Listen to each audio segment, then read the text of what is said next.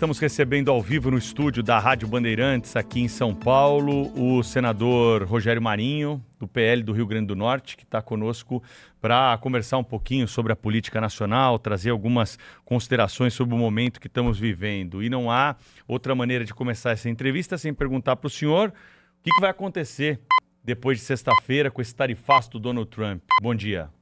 Bom dia, Pedro, Thaís, o Cláudio, né? A Sônia, que também estão sintonizados conosco, e aqueles que acompanham aqui a Rádio Bandeirantes. Olha, todos nós estamos muito preocupados com o que vai acontecer com o Brasil, não é apenas no dia 1º de agosto, mas o que está acontecendo com o Brasil desde o dia 1º de janeiro de 2023. Né? Nós temos aí um governo completamente desconectado com a população, mais preocupado com o projeto de reeleição do que o projeto de governar o país, que olha sempre pelo retrovisor. O retrovisor é muito maior do que o para-brisa, transfere culpas e responsabilidades pela inépcia, pela incompetência com que gere, né, as finanças públicas e a maneira como o Brasil vem sendo conduzido até agora. E nós estamos diante de uma situação em que a bravata, a jactância, a brincadeira, né, a galhofa têm sido preponderantes ao invés da responsabilidade que nós esperávamos de um presidente da República, que deveria sentar-se à mesa para negociar com a maior potência econômica do planeta. O presidente Trump instituiu tarifas a todos os parceiros econômicos importantes dos Estados Unidos da América, não foi apenas ao Brasil.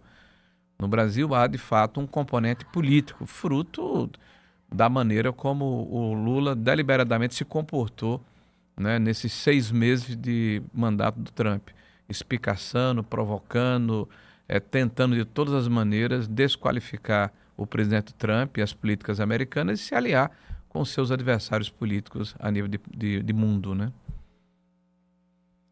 Senador, muito bom dia, bem-vindo aqui ao nosso programa. Eu recebi inclusive mensagens nesse sentido de ouvintes, telespectadores, no sentido de que o presidente Lula estaria com seu comportamento, né, evitando até, impedindo que a diplomacia brasileira fizesse o seu trabalho nesse caso, que isso poderia configurar alguma espécie de crime de responsabilidade. O senhor tem essa avaliação também? Cláudio, é evidente que a maneira como o presidente Lula tem conduzido a política externa brasileira tem mais a ver com um popstar do que com o presidente da República.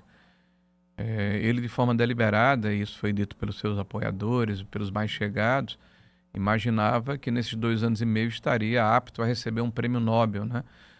Foi alguém que disse que sentando-se numa mesa, tomando uma cerveja, resolveria o conflito entre a Ucrânia e a Rússia, né?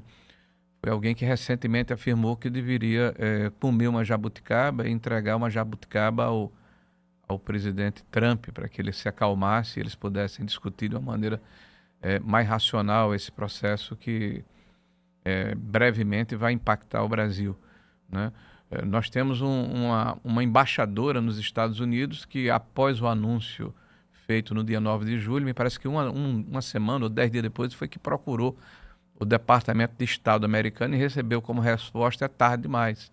O chanceler brasileiro estava na Croácia fazendo um revival, né, voltando ao tempo em que ele era embaixador na Croácia, ao invés de se preocupar em buscar uma interlocução responsável com os seus pares nos Estados Unidos da América, né? O próprio Lula dá uma entrevista 3 ou 4 dias depois do evento no Jornal Nacional e afirma que não tinha nada com que conversar com o presidente Trump.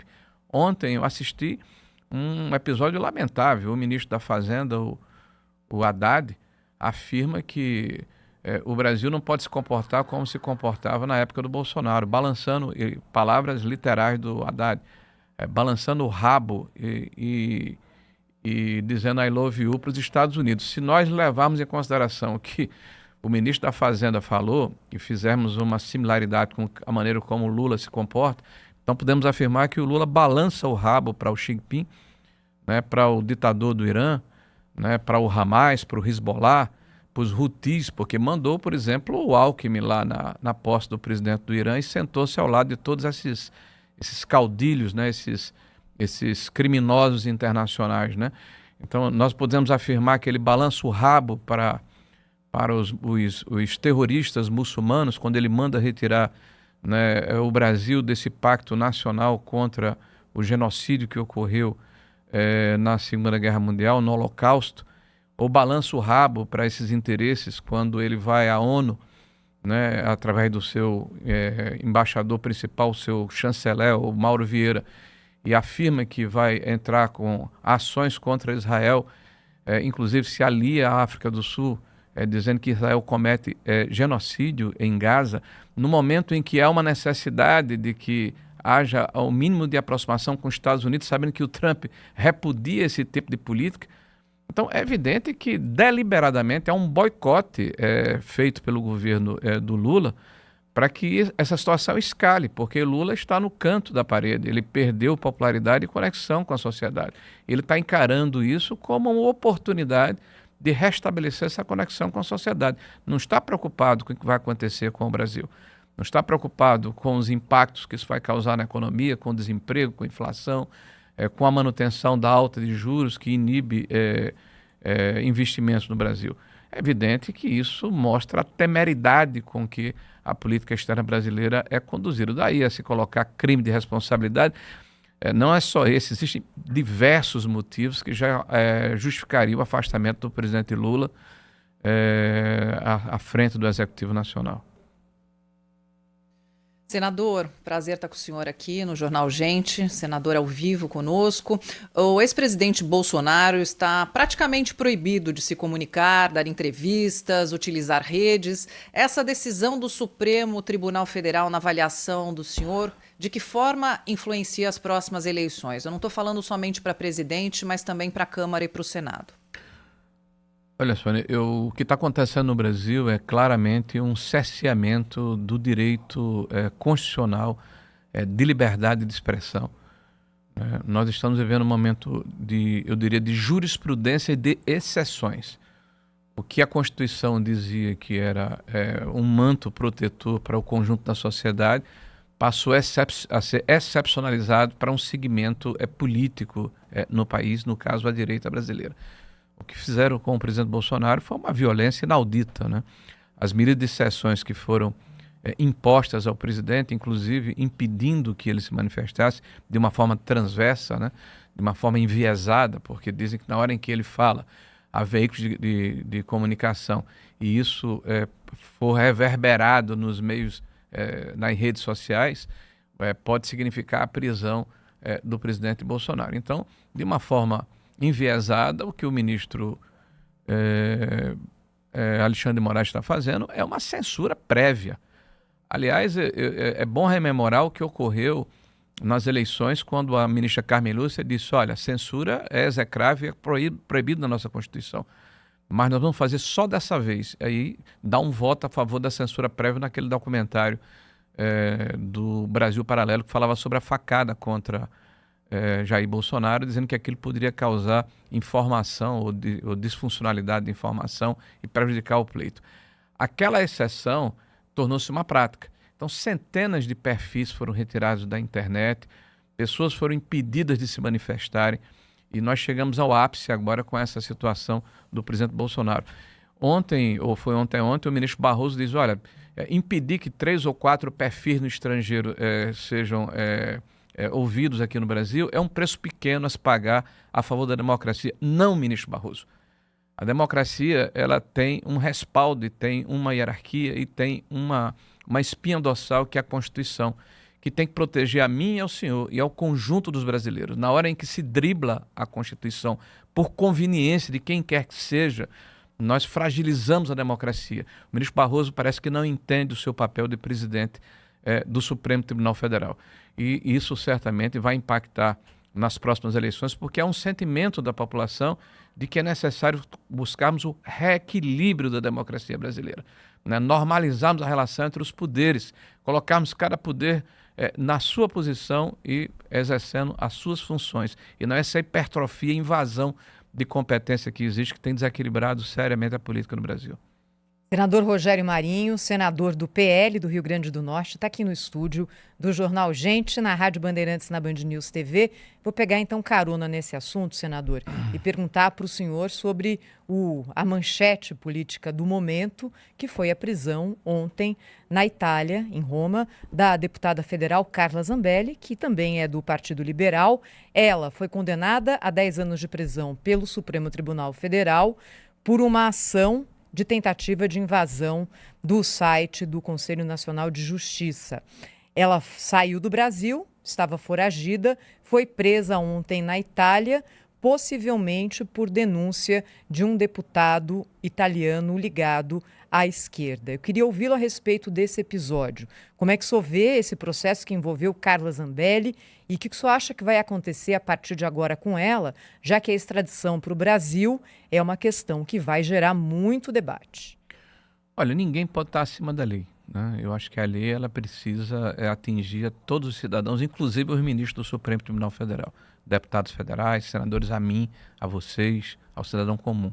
Então, quando a lei ela é aplicada de uma forma uniforme, ou seja, ao conjunto da sociedade, ela é bem-vinda, né? Eu não conheço os detalhes do processo, né? Sei o que foi publicado pela imprensa, a defesa que a Carla fez, inclusive, no plenário do Congresso Nacional.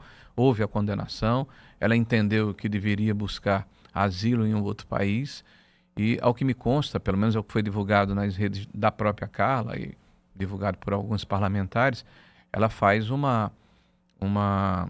vídeo dizendo que iria se entregar. Ela não foi apreendida, né? Ela se entregou às autoridades italianas justamente para que ela pudesse responder ao pedido de extradição feito pelo governo brasileiro.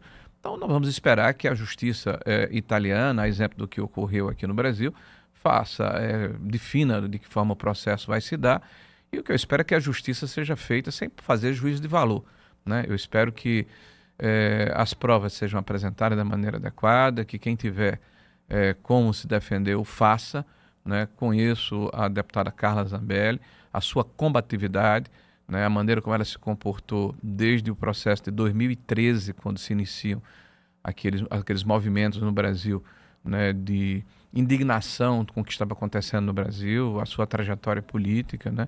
Lamento o que está acontecendo com a deputada Carla, mas eu acho que a justiça certamente vai acontecer na Itália em função desse período de extradição. Senador, esses movimentos que nós estamos acompanhando agora, de integrantes da oposição, alguns deles até comemorando a tarifa, levantando a placa do Trump, o filho do ex-presidente, o deputado Eduardo Bolsonaro, lá nos Estados Unidos, trocando acusações com integrantes dessa base de oposição. Isso tudo não prejudica esse movimento que se tenta construir para a eleição do ano que vem, para apresentar uma nova proposta para o Brasil? Bom, complementando inclusive a pergunta anterior, eu quero dizer que é lamentável que no Brasil hoje o crime de opinião exista, né? O que não está na nossa Constituição, nem está nos nossos cânones jurídicos, né? Há uma tentativa muito forte do governo atual e de membros importantes do Supremo Tribunal Federal de criminalizar a opinião no Brasil, né? Inclusive houve a definição de que é inconstitucional o artigo 19 do Marco Civil da Internet, né? O que é lamentável, né? o que é no espírito, é contra o espírito da Constituição brasileira, do livre-arbítrio, né? Da liberdade de expressão. E eu acredito que é importante lutarmos contra isso, inclusive no fórum adequado que é o Legislativo brasileiro. Respondendo a sua pergunta, Pedro, hoje é importante que se diga que nós não podemos achar que é bom para o Brasil o que está acontecendo. Não é razoável entender que é importante que o Brasil esteja sofrendo em função da maneira como seus líderes estão se comportando. Mas a causa e efeito, né? Então, se todos os países do mundo que têm uma relação com os Estados Unidos são tarifados, porque só o Brasil tem uma tarifa tão grande, nesse momento, de 50%, e só o Brasil não estabeleceu um canal de comunicação, né? As pessoas estão assistindo o noticiário e sabem que a União Europeia, que é uma associação de quase 30 países, se não estou enganado, né, já conseguiram... 27 países. Já conseguiu fazer uma negociação com o presidente Trump e estabelecer uma tarifa de 15%. Né? O Japão, a Indonésia, a Índia está encaminhando, a China, né, que é um país gigante, né, que teve uma escalada, mas em seguida a negociação se estabeleceu, né, conseguiu uma postergação por 90 dias para se concluir essas negociações que vão acontecer. O Canadá, o México, para mim, é mais emblemático, que é um país socialista hoje, quer dizer, comandado por uma presidente de viés socialista, né, que tem uma litigância, uma beligerância do ponto de vista ideológico, claro, com o Trump, mas sentou-se na mesa e negociou. E do nosso lado nós temos um presidente da República preocupado em oferecer jabuticaba e fazer jactâncias e bravatas, né? Então é evidente que essa é uma situação que, no primeiro momento, vai chamar a atenção da sociedade, com a guerra de narrativas, de quem é a culpa do que está acontecendo. Eu afirmo aqui, a culpa é da maneira temerária, infantil, absolutamente amadora, ideológica do ponto de vista ultrapassado que Lula vem conduzindo a política externa brasileira. E também da forma como o Supremo Tribunal Federal agiu nos últimos momentos, nos últimos meses. Porque lembrem-se que o Supremo Tribunal Federal interferiu com cidadãos americanos e empresas americanas em solo americano na contramão do que dizem os tratados internacionais. Então, se você, para, por exemplo, acionar alguém num país estrangeiro, tem uma coisa chamada carta rogatória. Tem toda uma liturgia que foi ultrapassada, né, desassombradamente pelo ministro Alexandre de Moraes, né, contra, inclusive, os fundamentos da Constituição e da legislação dos Estados Unidos da América. Então, nós, através do nosso judiciário e através do nosso executivo, estamos chamando a maior economia do mundo para a briga. E isso não é razoável, não é racional. E a médio prazo isso vai ficar muito claro para a sociedade brasileira. Agora, senador, só emendando aqui, não gera um incômodo dentro do PL o fato de que Eduardo Bolsonaro tenha se manifestado por diversas vezes, inúmeras vezes, em redes sociais, dizendo o seguinte: estou aqui nos Estados Unidos para trabalhar contra qualquer tipo de acordo entre Brasil e Estados Unidos. Isso não gera um incômodo dentro do partido, senador? Bom, o Eduardo Bolsonaro é exemplo do que fez vários integrantes do Partido dos Trabalhadores, né, buscou um foro internacional, a relação que ele tem com outros países do mundo, em especial os Estados Unidos da América, para denunciar arbitrariedades que estão sendo cometidas dentro do território nacional. Naquela época, quando Lula, quando Gleisi, quando Lindenberg, quando vários próceres do Partido dos Trabalhadores percorriam organismos bilaterais no mundo inteiro para denunciar o que eles consideravam golpe praticado contra a presidente Dilma, contra o Lula, que estava preso por corrupção. Eu vou lembrar aqui, porque é importante que se diga isso. Lula foi preso por corrupção. Foi condenado em 3 instâncias diferentes. Depois foi solto pelo Supremo Tribunal Federal por um erro técnico, inicialmente pela questão de onde deveria ter partido o processo, em vez de ser em Brasília, em Curitiba era em Brasília, e depois se definiu que havia uma situação de, como é que eles chamavam, de contaminação do processo, porque havia uma conversa entre o promotor, os promotores e o juiz Moro. Parece que a gente está vendo isso repetido, né? O que está acontecendo hoje, nós temos um ministro do Supremo Tribunal Federal que se diz vítima do processo, que é prevento em todas as situações, né? Que julga, que vai determinar qual é a pena no final. Já pré-julgou, esteve recentemente em Lisboa falando a respeito do tema como se fosse um fato consumado, deu várias entrevistas a respeito do tema, é o inimigo declarado do presidente da República que está sendo julgado. Pela primeira vez o presidente Bolsonaro, na contramão do que aconteceu com os presidentes anteriores, ao invés de ser julgado na primeira instância, está sendo julgado diretamente no Supremo Tribunal Federal sem ter duplo grau de jurisdição. Não foi o que aconteceu com Lula, não foi o que aconteceu com Temer, não foi o que aconteceu com Dilma, não foi o que aconteceu com Fernando Henrique, não foi o que aconteceu com Fernando Collor. Todos tiveram direito à primeira instância. Só no caso do presidente Bolsonaro, que está sendo julgado por um pretenso golpe. E está declarado inelegível, não é por corrupção, não é por mala de dinheiro, tá? Não é porque catapultou e dilapidou o patrimônio da Petrobras, não é porque comprou deputados do Mensalão, não é porque comprou líderes empresariais e políticos com o Petrolão, né? Não é porque acabou literalmente com a economia brasileira em 2014, 2015, está sendo julgado porque foi tornado inelegível, aliás, por causa de uma reunião com embaixadores. Então, Eduardo estava lá para buscar reparação contra o que ele considerava, e nós consideramos, arbitrariedades e injustiças, falta de imparcialidade do judiciário brasileiro. Né? Enquanto nós não pudermos falar isso, alguma coisa está errada. Agora, eu não comemoro o fato do Brasil estar sendo tarifado. Eu lamento o fato do Brasil estar sendo tarifado. Eu lamento e muito, porque quem vai perder com isso é o povo brasileiro. Lula está achando muito bonito.